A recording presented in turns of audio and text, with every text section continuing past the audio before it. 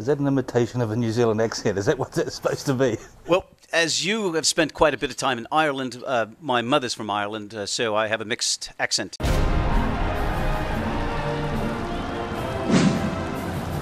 Rugby Wrap-Up brought to you in part by Irish Rugby Tours, the Rugby Tours people.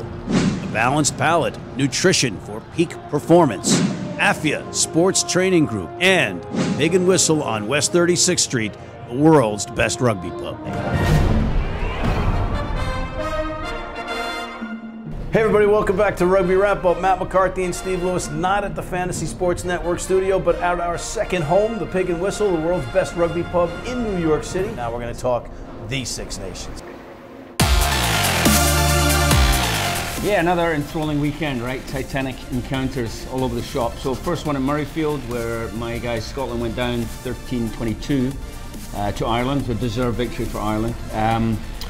Scotland, you know, playing with a lot of ambition, right? They're moving the ball around, they're playing quite entertaining, fluid rugby, but when you're that ambitious, you have to be accurate.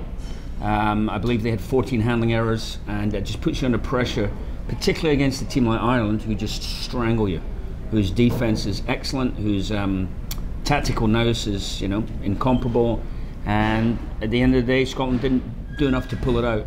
A couple of significant passages of play, and Scotland just before the half had 25 phases and couldn't get anything out of it, 3 points.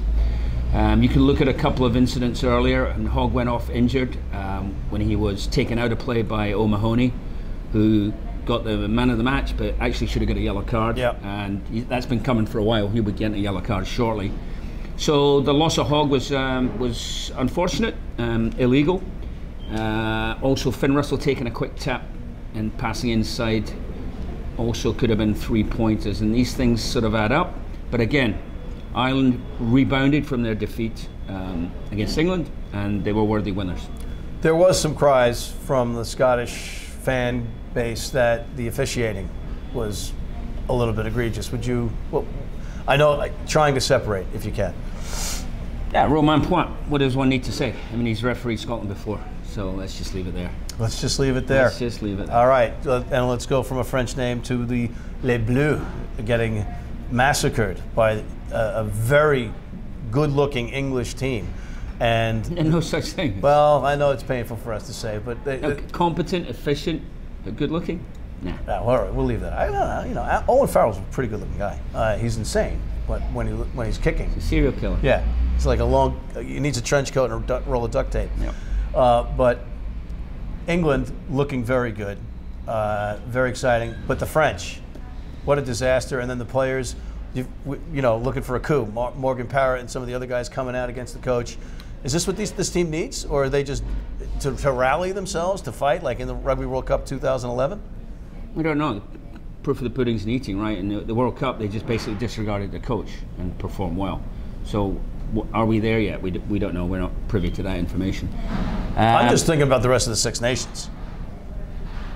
Have they checked out? Are they going to come back? I don't know. I'm not a French player. I mean, we never know. You don't know. I mean, you've had comments in the press from Morgan Parrott about players not trying hard enough.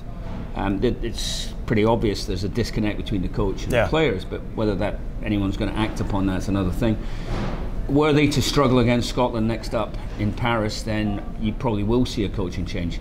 Because it's not the defeats necessarily, but it's the manner of the defeats. And this was an abject performance. This wasn't even Waterloo. Waterloo was a close run thing, according to the Duke of Wellington. This was a capitulation. This was England. Johnny made a hat-trick within half an hour. 30 zip at half-time, I think, and 44-8 at final. So yeah, very again, difficult days for France. England, as you say, looking good. They go to Cardiff next. That's going to be a table topper. That's going to be an interesting clash. Yeah, the Welsh. The Welsh, interesting here. They made 10 changes going to Rome for the game against Italy, which one could say was a little confident, if not a little condescending.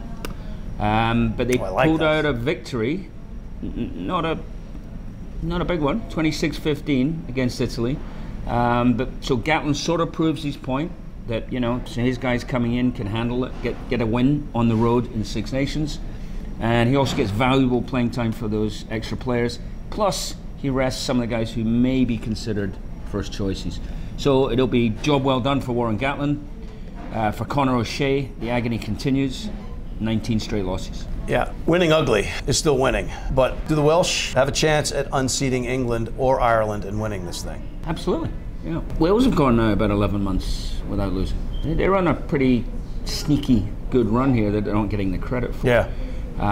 It's also in Cardiff. That's 70,000 Welshmen baying at you. England have been known to choke there before. I will be pulling for my Celtic cousins, of course, on that particular day. Absolutely. But you know, that's going to be the game of the week. Scotland, as I say, go to France, so both those teams have to rebound, and then Ireland are in Rome, which should be something of a formality, one would imagine.